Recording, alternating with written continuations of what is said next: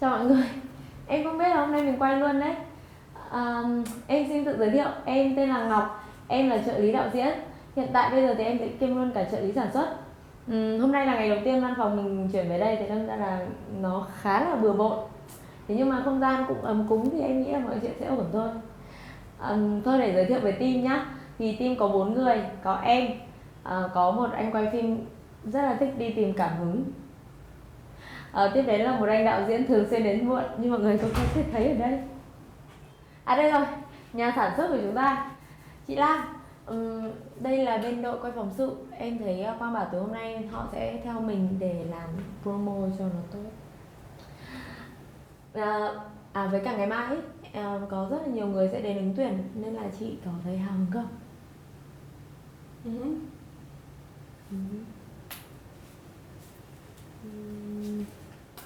Với cả em bảo này, bây giờ hiện tại là người ta chưa chuyển hết đồ về đây ấy, thế nên là có gì mình cứ họp tạm ở đây nhá. Dạo gần đây thì tôi quyết định quay trở về làm những sản phẩm ngắn hạn, ví dụ như là phim ngắn, TVC, MV. Tuy nói là ngắn nhưng mà về mặt chất lượng tôi vẫn yêu cầu nó rất là cao như các sản phẩm phim điện ảnh mà tôi đã từng làm. Các sản phẩm ngắn hạn thì tôi thấy hiện tại nó phù hợp hơn với các cái kế hoạch trong cuộc sống của mình. Vì tôi cũng có ý định ổn định về mặt gia đình. Tôi cũng 35 tuổi rồi. Nói như thế không phải là tôi lo lắng về tuổi tác của mình, nhưng mà đúng là phụ nữ tuổi này có nhiều lo lắng. Hai việc này giống nhau hả chị? Dù sao thì sau 10 năm sản xuất phim, tôi nghĩ cũng đã đến lúc mình sản xuất một em bé.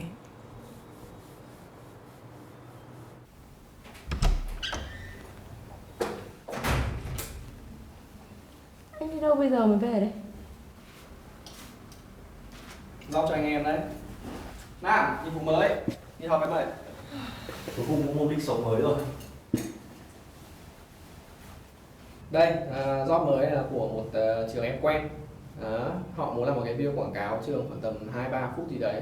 Nội dung là về giới thiệu về cơ sở vật chất với cả là chương trình học các thứ thôi. Nội dung đấy, mục đích là để làm tuyển sinh. Đơn giản lắm. Thế họ đã có kinh phí đề xuất chưa? Có rồi. Nhưng mà vấn đề là họ đang có đề xuất là muốn làm việc với một cái giá là hữu nghị một chút. Vì kiểu quen, chỗ quen ấy, thì cả họ cũng muốn là sau này làm tốt thì sẽ hợp tác lâu dài. Quang, trường cũ của em lại nhờ vả em cái gì đúng không? Trường cấp 3 của tôi là một trong những trường thuộc loại tốt nhất ở Hà Nội. Vào trong đó học thì bạn có thể chọn rất nhiều ngôn ngữ khác nhau như là tiếng Anh này, tiếng Pháp, tiếng Trung, tiếng Đức, tiếng Nhật, vân vân. Nghệ thuật cũng là điểm mạnh của trường. Các bạn nữ nữa. Đã có rất nhiều celeb xuất thân là từ trường của tôi. Có thể kể đến như là ca sĩ rapper Bastady, Orion là sản xuất âm nhạc của LTP ấy, DJ Khánh Sù. Một số người khác thì sau khi ra trường do phạm tội nên đã bị bắt. Nhưng mà vì thế mà họ trở nên nổi tiếng. Cho nên tôi rất hy vọng mình sẽ là người tiếp theo. Em thì em thấy là công ty mình mới thành lập cho nên là mình làm những cái job thế này cũng đâu có sao đâu. Bởi vì dù sao thì họ cũng nói là muốn làm việc với mình mà. Họ muốn làm việc với mình bởi vì lúc nào nhờ anh cũng đồng ý. Chưa bao giờ anh từ chối người ta cả. Em nào thế đâu. Thôi rồi. Thế cái giá hữu nghị của họ đưa ra là bao nhiêu? Hữu nghị nó là khoảng 1,5 triệu 2 triệu gì đấy. Với cái giá đấy thì không thể nào mà làm được cả. Anh phải hiểu mình mở công ty ra để kiếm tiền, chứ không phải đi làm từ thiện. Với cái đà này chỉ tầm 2-3 tuần là mình phá sản thôi. Em nói thật, với giá đấy không làm được đâu. Anh Lỡ đồng ý rồi. Không sao, đừng lo quá. Đây, cái này thực ra là em đã kế hoạch khá là đầy đủ rồi, chi tiết rồi. Những cái gì phải quay em đã xem qua, nó cũng đơn giản thôi. Thôi rồi, để xem ý tưởng của em như nào đã nào. Ok, video promo trường em, thời lượng từ 3 đến 4 phút. Cảnh 1, toàn cảnh trường nhìn từ trên cao bằng flycam. Quang là một đạo diễn trẻ có rất nhiều đam mê.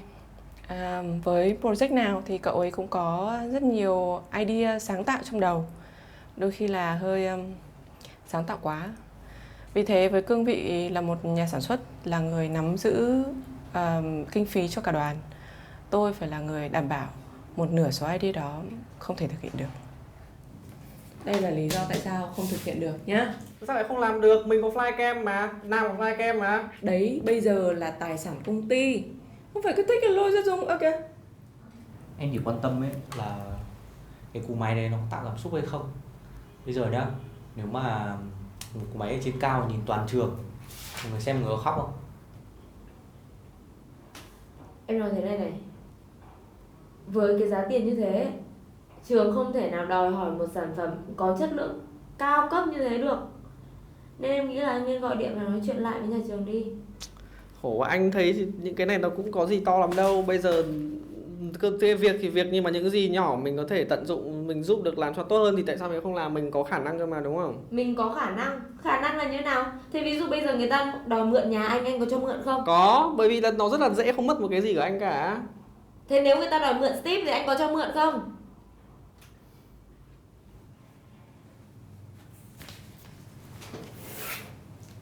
Để mà nói về Quang thì ông có một niềm đam mê bất tận với cả đồ công nghệ ấy.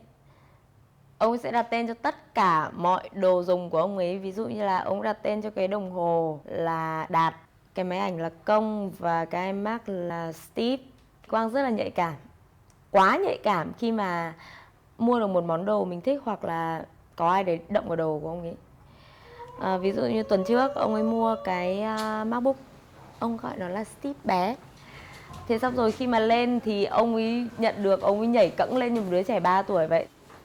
Thế nhưng mà sau đấy thì ông ấy lại ngồi xuống và khóc ngay lập tức, bởi vì nhân viên cài Windows.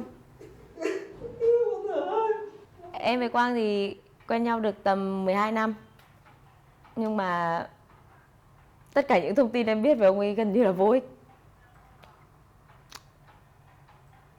Thế nhưng mà có lẽ lần này thì cũng không vô ích cho lắm.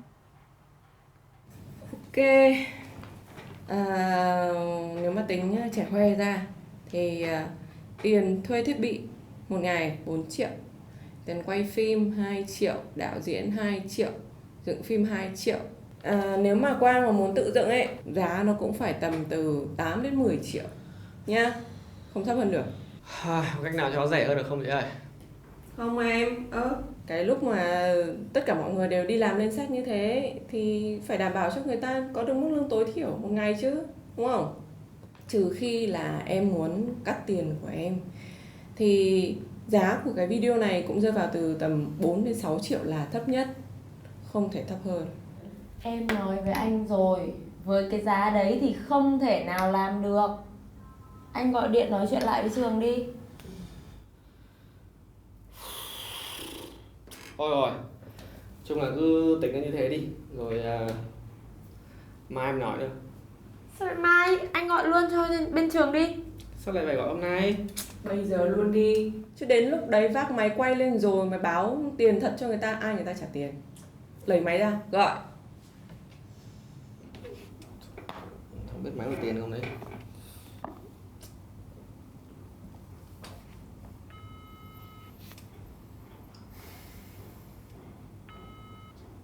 Vâng, em chào cô Hương, em Quang. Học trò cưng của cô đấy à, có việc gì không em? Vâng, em chào cô Hương, em đây. Em đang muốn gọi điện nói chuyện, trao đổi một chút về cái video ngày mai mình sẽ quay ạ. Dự án trường của em đúng không? Cô chỉ muốn nói với Quang một điều, là cả cô và các thầy cô ở trong hội đồng rất là cảm ơn Quang đã đồng ý giúp trường một lần nữa mà giá đưa ra lại mềm nữa chứ. Thế gọi cô có việc gì nào? Vâng, có hai việc. Thứ nhất là chắc là cái về vấn đề bọn em sẽ không thể quay được cái toàn cảnh của trường nhìn trên cao bằng flycam đó cô. Lý do thì bởi vì là cái flycam của bọn em nó đang bị hết pin ạ. Nhưng mai mình mới quay cơ mà nhỉ? Hôm nay không sạc pin được à? Không cô ạ, vì bạn quay phim với em, bạn nam, bạn ấy không mua sạc cô ạ. Thế à? Tức là lúc mà mua thì cái cửa hàng họ không ship cùng cái sạc, thế là bây giờ không có sạc. Đấy, bọn em cũng phải gọi điện để liên hệ lại nhờ họ đặt cho một cái khác mang sang đây rồi, nhưng mà nếu mà chờ nó sang thì cũng lâu lắm, phải mất 1 đến 2 tháng gì cơ. có thể là 1 năm. Thôi thì nếu không còn cách nào khác thì thôi bỏ qua vậy. Còn gì nữa không em nhở? Vâng, cái việc thứ hai thì em chắc là bọn em muốn xin thêm một chút kinh phí được không ạ? Bởi vì là sau khi xem lại kịch bản thì bọn em cảm thấy là cái nội dung nó khá là phức tạp để thực hiện, cho nên là... Quang ơi, Quang, cô bảo này, giờ cô đang phải chuẩn bị đi họp nhá, nên nói chuyện qua điện thoại cũng không tiện lắm đâu. Hay là ngày mai em cứ đến trường rồi mình trao đổi kỹ hơn có được không? Em không chắc là như thế có ổn không ạ? Có gì mà không ổn em. Mình là người quen cơ mà. Với cả ngày mai cô cũng có một tin rất vui muốn báo cho học trò cưng của cô đấy. Thế ạ? Thế em nhá. Có gì mai mình gặp nhau nói chuyện em nhá. Cái gì đấy? Thôi được rồi tụi em, làm thế nào thì làm, phải chốt xong đi, 10 triệu mới làm, không làm nhá. Đưa chị cái danh sách. Anh biết cách giải quyết vấn đề không? Đây. Đấy là anh nên Hiền đấy. Thiện nó giúp mình quay video như nào? Vấn đề ở đây là xung đột về lợi ích. Liệu anh sẽ làm một chiếc video bằng tầm tiền mình, hay làm chiếc video bay cao bay xa nhưng mà anh em mình nghèo vẫn hoàn nghèo? Anh nghĩ kỹ đi. Cho nên ấy, Thiền ở đây giúp anh trả lời những câu hỏi trong tâm mình, trả lời những câu hỏi trong cuộc sống của mình, giúp anh bình tĩnh lại được, giúp anh tìm được sự bình yên. Thôi! Anh không hiểu mấy cái buổi thiền chú nó giúp gì cho chú không, nhưng mà anh chả thấy bình tĩnh ấy cả, anh chỉ thấy bực mình thôi. Thiền đấy nhá, Thiền. Mình là người hòa bình. Mình tin rằng mọi xung đột đều có thể giải quyết bằng phương pháp hòa bình, như là thiền chẳng hạn. Mọi người có vẻ như xem nhẹ lợi ích của nó. Nếu như các nguyên thủ quốc gia cùng ngồi thiền trong một căn phòng thì mình đảm bảo là sẽ không có chiến tranh thế giới thứ 3 xảy ra. Nhân đây thì mình cũng đề xuất tổ chức với công ty là 10 phút thiền mỗi sáng dành cho tất cả mọi người.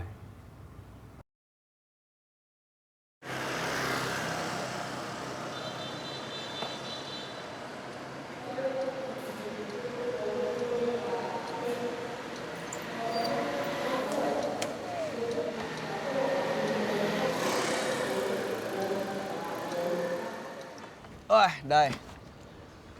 Chính là nó. Trường của những huyền thoại.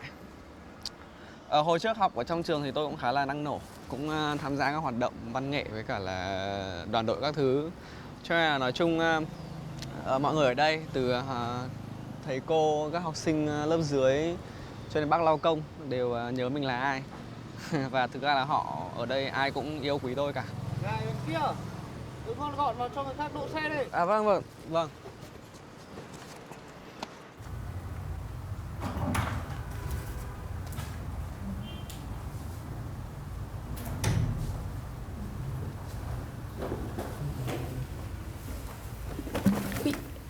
Em xin lỗi. Không sao.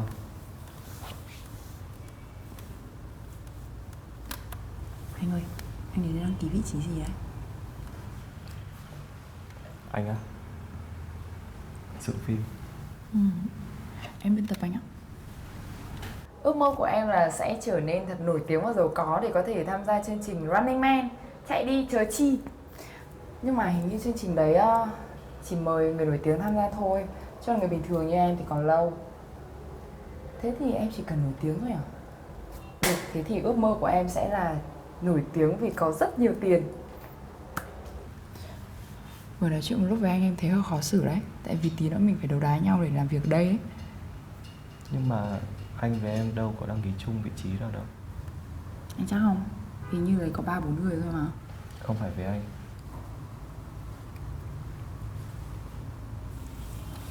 Mọi người ơi, ở đây có ai đăng ký vị trí biên tập giống em không ạ? Tí nữa em biết là mình phải đấu đá nhau để có công việc này, nhưng mà em chúc mọi người may mắn. Mong mọi người được nhận ạ.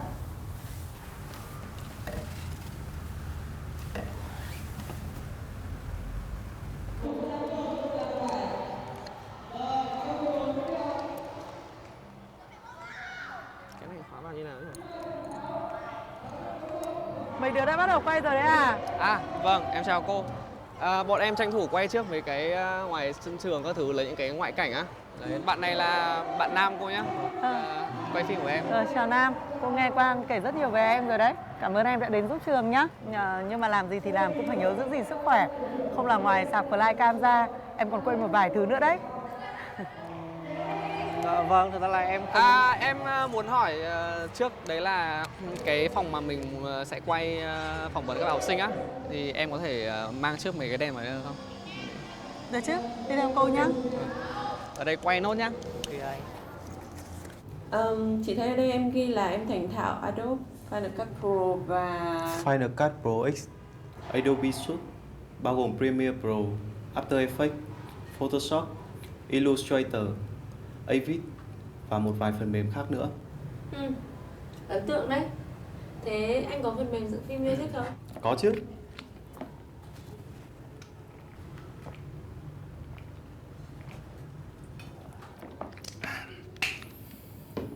Em có chứ. DaVinci Resolve. Cũng không tệ đâu. Em có thể dùng bản miễn phí nếu như nó có lợi cho chị.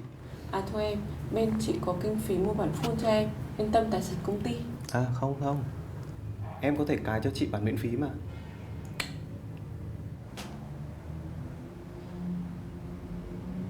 Thực ra là bây giờ cái vấn đề về công ty ấy, nó là việc mà em khá là ưu tiên. Cho nên là đấy là lý do tại sao em muốn trao đổi thêm một chút về kinh phí của buổi hôm nay. Thế mình cứ nói đấy nhỉ? Vâng, thì có hai việc. Thứ nhất là một là cái thời hạn nối video nó khá là gấp. Và thứ hai là bọn em phải mang nhiều đồ hơn để quay. Bởi vì cái kịch bản nó lại phức tạp hơn là em nghĩ. Cho nên là em muốn xin trường cho em thêm một chút kinh phí. Thế à? Xin thêm một chút kinh phí là bao nhiêu nhỉ? Hôm trước có nói chuyện thì trường trao đổi là trường muốn làm với giá 2 triệu. Giá đúng của nó sẽ phải là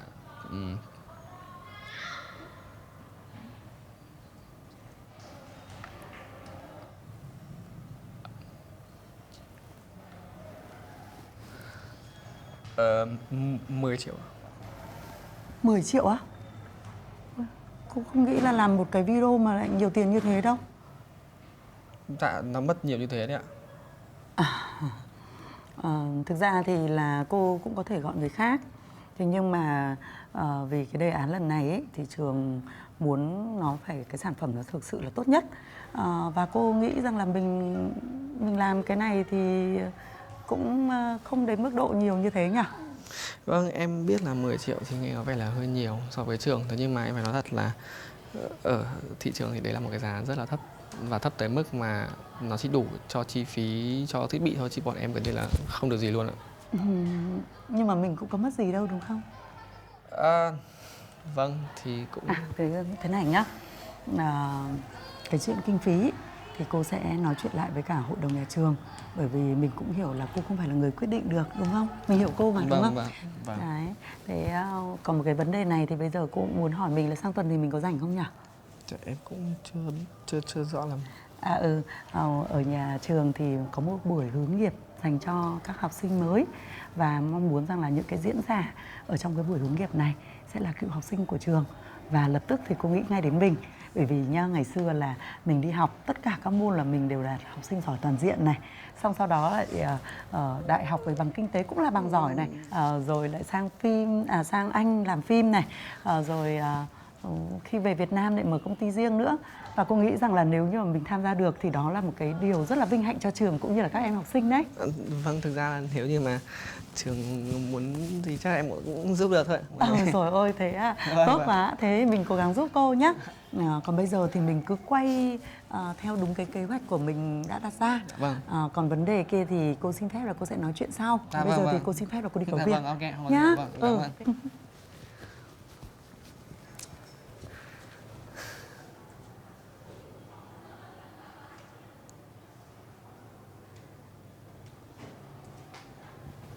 Mình thông tạo tất cả các bộ phần mềm trong Adobe nhé, từ Photoshop này, Audition này, Illustrator này, Media Encoder này, tất cả các phần mềm đấy mình rất là giỏi.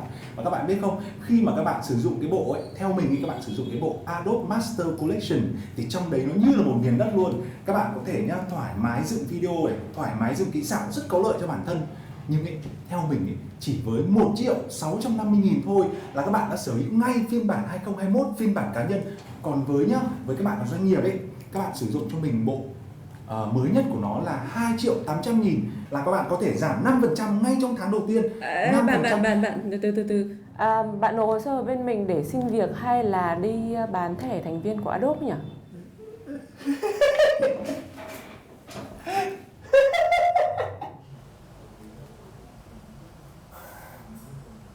Cái phỏng vấn như này hôm nay vừa rồi có thu lại được cái gì không đây?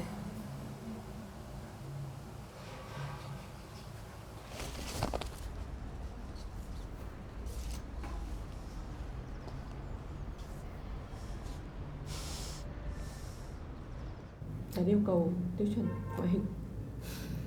Cái khác chưa biết. Em thì em vậy. Alo, Em đến đây được không? sao cơ? Em có thể đến đây giúp anh nói chuyện với cô được không? Anh sợ là anh không thuyết phục được người ta. Anh lại làm gì rồi?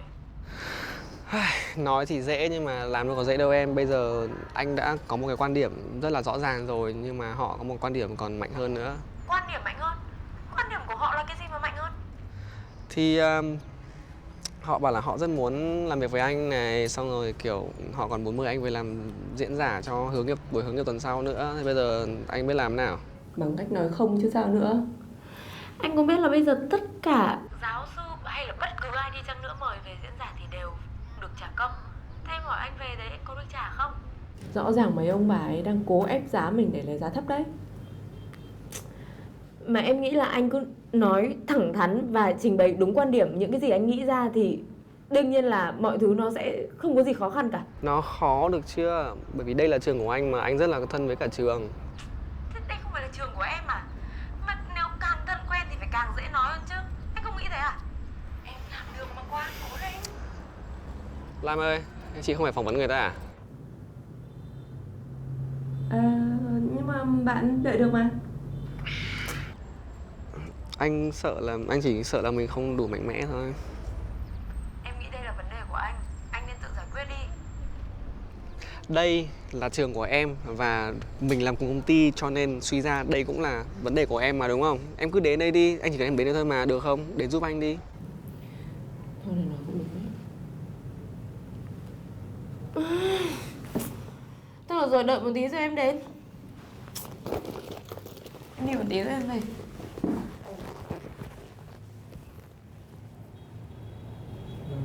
Chị ơi, mình có cần chờ chị quay lại để phỏng vấn tiếp không ạ?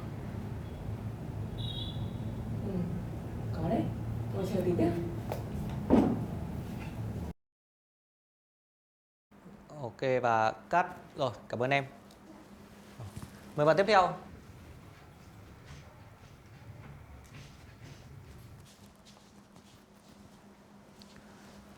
Rồi, chờ một tí nhá. Ok, rồi. Bạn hãy giới thiệu về bản thân mình nhỉ? Học tên tuổi này, rồi học lớp nào? Em tên là Phạm Viết Long, lớp 11D. Em có thể giới thiệu về lớp Mình có thể. Đây là bạn cuối cùng rồi đấy. Thì em đang muốn hỏi là mình có thể trao đổi về kinh phí lại được không? Có những cái điều gì ở trường mà khiến em thấy thích thú? Sau khi mà bạn ấy phỏng vấn xong thì mình nói chuyện về kinh phí đi nhá. Mà cô cũng chả biết nói gì à. Mình không biết nói gì nghĩa là sao?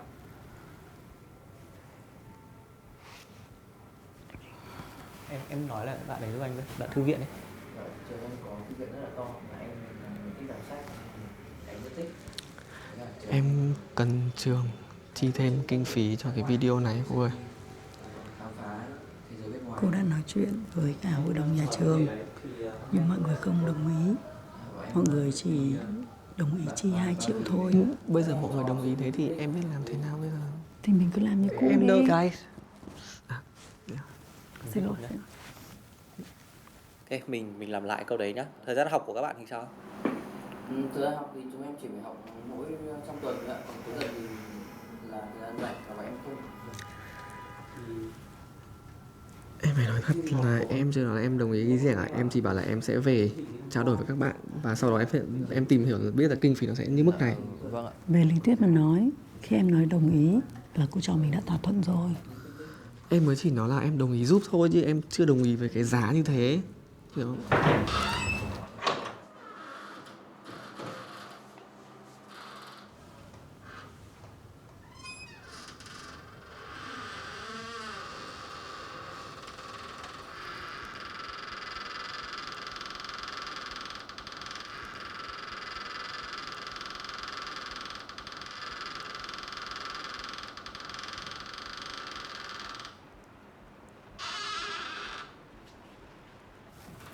Ngọc này à? Thế đến đây làm gì đấy? Em làm việc với anh này.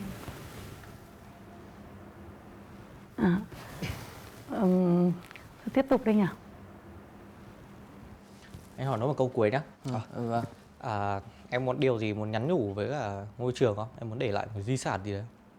Dạ, những điều em nhắn nhủ với cả trường em là em cảm ơn các thầy các cô đã rất tâm huyết với cả chúng em trong thời gian. CV của em như này thì cũng thể hiện được bản thân em rồi. Chị nghĩ với kinh nghiệm của em hiện tại thì em rất là phù hợp với vị trí creative biên tập của công ty. Em thấy như nào? Rất là tuyệt chị ạ, tại vì em cũng đang muốn vào công ty mình để có thể đóng góp cho team. Thế ngoài những gì chị em mình vừa mới trao đổi ra thì em còn câu hỏi gì khác dành cho bên chị không? Em có một câu hỏi, không biết là công ty mình có quy định gì về việc quan hệ nơi công sở không hả chị? Cũng không có quy định gì về chuyện đấy cả nhé. Tại vì em cũng không muốn quan hệ gì ở nơi công sở đâu. Lý do cũng hơi cá nhân chị ạ, nên là hơi khó chia sẻ. Thì thôi không quan hệ tham gia người yêu đương với ai cũng được nhé. Cũng không phải là em không thích, ngược lại em rất thích luôn ấy. Nhưng mà em nghĩ là nó cũng không tốt cho cái môi trường công sở lắm. Ở nơi làm việc cũ thì em cũng có một cái trải nghiệm khó xử lắm luôn đấy chị ạ. Nhưng mà cũng hơi ngại nên chắc là không sao, chị hiểu mà nhé. Hồi đấy thì em với cả một anh ở cùng công ty có yêu nhau, mà hai người rất là thích thể hiện tình cảm, lúc nào cũng muốn ở bên cạnh nhau. Đến nỗi mà phải đến 2-3 lần trong một ngày em phải lên phòng anh quản lý chị ạ. Thế sau đấy hai người bị kỷ luật à? Thôi, chắc em cũng không nên kể tiếp với chị. Thế thôi không cần phải kể đâu nhá. Anh quản lý gọi em lên để tranh thủ cầm tay nhau 1-2 phút. Tại vì em với anh quản lý hồi đấy yêu nhau mà. Chúng em học tại trường. Thế rồi. Ok, cắt. Rồi, cảm ơn bạn nhé. Anh ơi, có cần quay lại không anh? Em thấy ở kia hơi ồn ấy. Không sao đấy bạn, đợt cuối đấy không ai xem đâu. Em xong rồi nhá. Thế á? Vâng, em chào anh ạ. Cảm ơn em nhé. Rồi, xong rồi. Mọi người ơi, cô thì cô cũng không muốn nói nhiều. Thế nhưng mà hội đồng chỉ trả 2 triệu cho video này thôi. Thế thì các mình giúp cô nhá. Cô ơi, thực ra thì để làm một video thì bọn em cần rất là nhiều thứ. Bọn em cần máy quay phim, kịch bản, đạo diễn và cả người dựng nữa. Thế đâm ra là bọn em có rất là nhiều việc ấy. Mà thực sự là trường mình đưa ra một khoản kinh phí chỉ đủ cho một khâu trong đấy thôi. Hay là thế này nhá, bây giờ mình bỏ cái phần dựng đi. Ở trường cô ấy có học sinh rất là giỏi về máy tính, thì có gì cô có thể nhờ. Còn đâu các mình để bên mình giúp cô cái file gốc thôi. Nhá. Dạ. Rồi, Long nhà cô nhắn tin này. Long gửi lời hỏi thăm mọi người đấy. Và đặc biệt là Ngọc. Đây, Ngọc đọc đi. Dạ.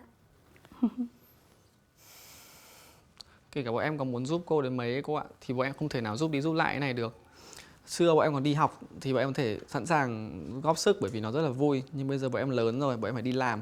Cái chuyện công việc bọn em phải ưu tiên hơn trước. Cho nên là liệu cái việc đấy cô có thể thông cảm cho bọn em được không? Cô nghĩ nếu như mà việc này ấy, chúng ta nói trước khi quay thì cũng có thể giải quyết được. Thế nhưng mà bây giờ thì cô cũng không biết nói như thế nào cả. Thôi, mọi người giúp cô một cái video này thôi nhá. Video cuối cùng nhá. Video cuối cùng, con chỉ cần đưa cho cô một cái file gốc thôi.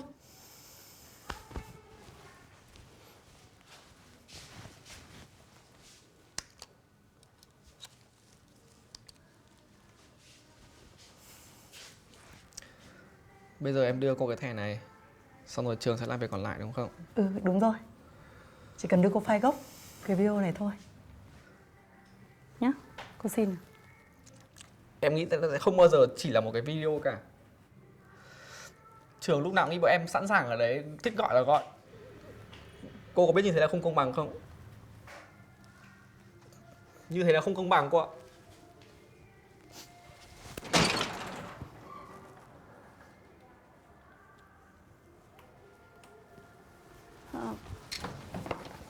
Không công bằng cô ạ.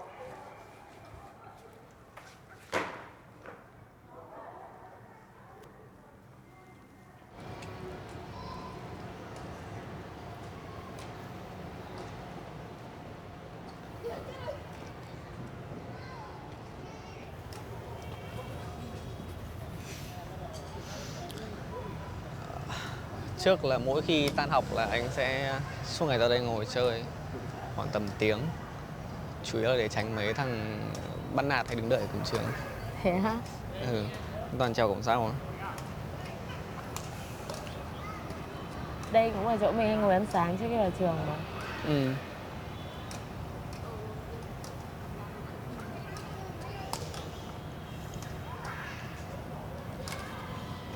Thế em với cả Long là vẫn còn đấy à? Không.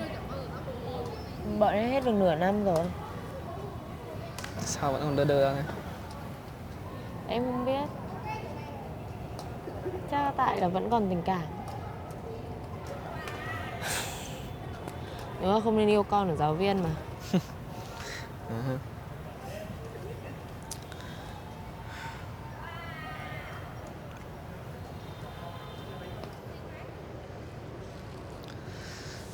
Anh không biết là tại sao anh không thể nói không được ấy. Chắc là mình sợ cảm giác làm người khác thất vọng. Kiểu mình là lý do mà người ta thất vọng ấy. Anh thì sợ là mình đòi hỏi nhiều quá thì trường sẽ bảo là tham lam. Nhưng mà nếu như anh không làm thế thì mọi người công ty sẽ nghĩ là anh vô dụng. Không ai nghĩ như thế cả. Anh... Không phải là bọn em thì bố mẹ anh sẽ nghĩ thế đấy.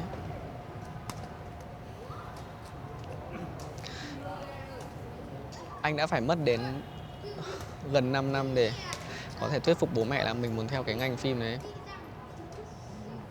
Nhưng mà nếu bây giờ anh cứ làm không kiếm được cái gì như này thì chắc chắn là sẽ chỉ bị ăn chỉ trích liên hoàn thôi. Mà nhất là bố mẹ vừa mới chỉ bắt đầu chấp nhận mình ấy. Hay là bây giờ mình hứa đi. Mình hứa là mình không nhận lời giúp đỡ không ai nữa. Cho dù người ta có nghĩ mình như thế nào đi chăng nữa.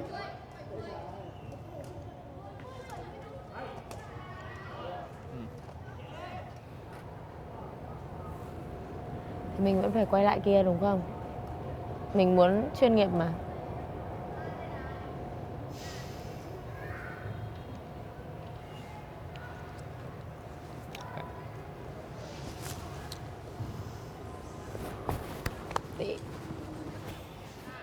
Thật không dễ dàng để từ chối bạn của mình một chút nào.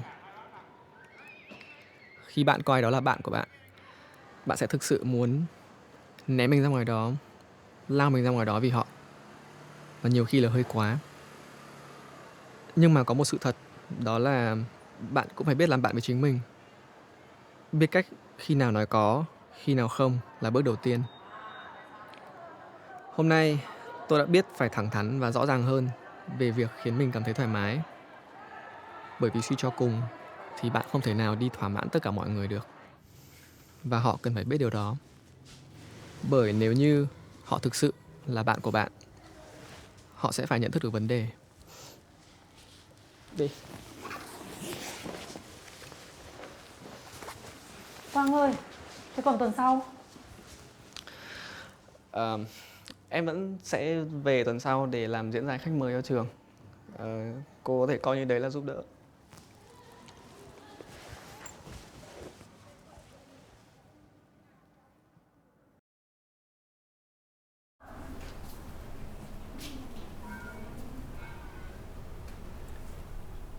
Alo, ai đấy ạ? Ê, chào bạn gái xinh đẹp. Ai đấy nhỉ? Trời ơi, tình yêu đại học của mày đấy mà. À, Linh Linh à, khỏe không? Tao khỏe, bao lâu rồi nhỉ? Phải 5 năm rồi nhỉ? Nhưng ôi tưởng là lâu lắm cơ, nhớ quá đi. Ôi, lâu thế.